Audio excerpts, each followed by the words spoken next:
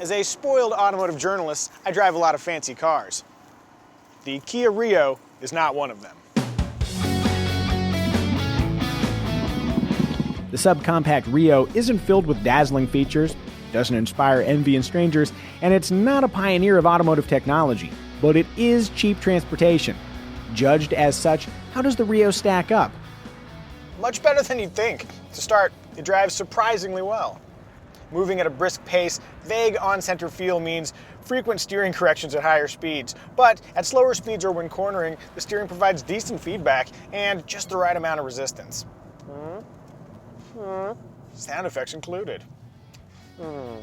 For a subcompact, ride quality is good, and the Rio's handling abilities are well within the scope of acceptability for all but the most obnoxiously scrutinizing drivers. See, she totally pushes at the limit.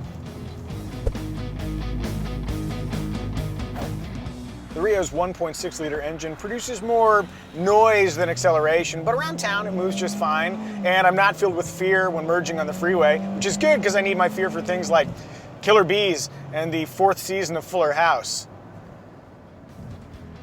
Given its modest power, you might expect stellar fuel economy from the Rio. It is efficient, but not amazingly so, landing mid-pack among subcompacts. For perspective, the mid-sized Toyota Camry L trim is actually more efficient than the Rio, according to the EPA. Strange, huh? Like most value-priced cars, the Kia Rio can be loud on the freeway, especially around the windshield region, but the noise is never overwhelming.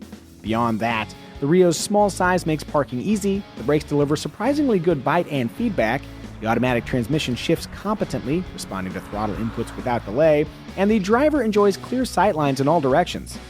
Focus your attention inward, and the hard plastic-clad cabin sports a simple, hip, pleasing design. Put another way, though inexpensive, the Rio doesn't visually torment you with its cheapness.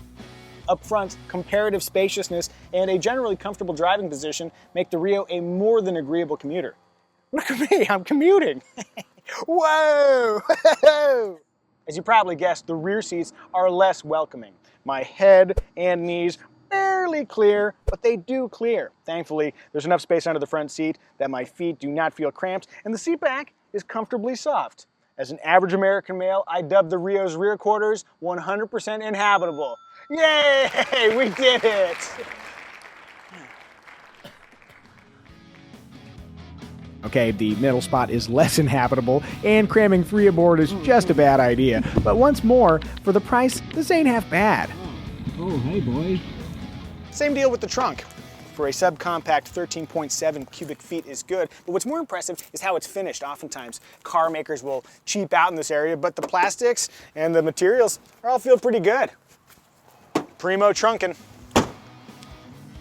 For more serious cargo hauling, choose the Rio hatchback, which offers superior cargo volume and 0.6 inches more rear seat headroom for a $400 premium versus the sedan. For less than $15,000, including destination charges, a base Rio LX includes air conditioning, 6 airbags, a USB port, a long 10-year 100,000-mile powertrain warranty, and a manual transmission. Budget an extra $1,100 if you'd like an automatic transmission on your LX. Or, better yet, move up from the base trim and the automatic transmission comes standard. Speaking of, choose the mid-level S trim or higher if you'd like 60/40 split rear seats on the sedan. Go hatchback, and folding seats are standard across the board. The roughly $17,000 S trim also ditches old-school cranks for properly civilized power windows and adds cruise control, Bluetooth, a backup camera, a second USB port, and a center console with a sliding armrest. At the peak of Rio Mountain sits the EX trim, with its 15-inch alloy wheels, tilt and telescoping steering wheel, rear disc brakes, automatic emergency braking, and excellent 7-inch touchscreen that replaces the base car's 5-inch audio display.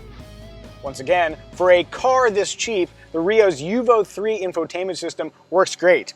The available Apple CarPlay and Android Auto spring to life immediately when you connect your phone. The touchscreen is super responsive, and the menus are a cinch to navigate.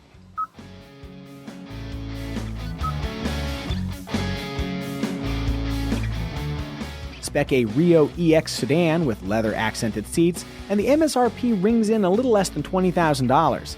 That's not a crazy sum, but even at maximum swankiness, the Rio still doesn't include power seats or an exterior trunk release. More critically, for just a few $100s more, you could buy a much roomier, more efficient, more sophisticated Honda Civic LX with a continuously variable transmission, adaptive cruise control, and lane keeping assist. Stick with the proper competitive set, and though pricier than the Rio, in base form the Honda Fit is notably roomier and has better resale values. The Chevy Sonic has more standard airbags, 10 to be exact, and the Toyota Yaris has the notable claim of being a Toyota. If purchase price overshadows all, the Ford Fiesta's base MSRP lands south of $15,000.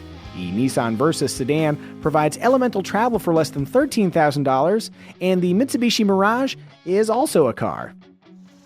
Not everybody wants to drive something that's small and cheap, but for those who appreciate practicality and value, a car like the Kia Rio is awesome, especially since it consistently exceeds your expectations. Times have changed. These days, if you want to make the practical choice, it doesn't have to hurt.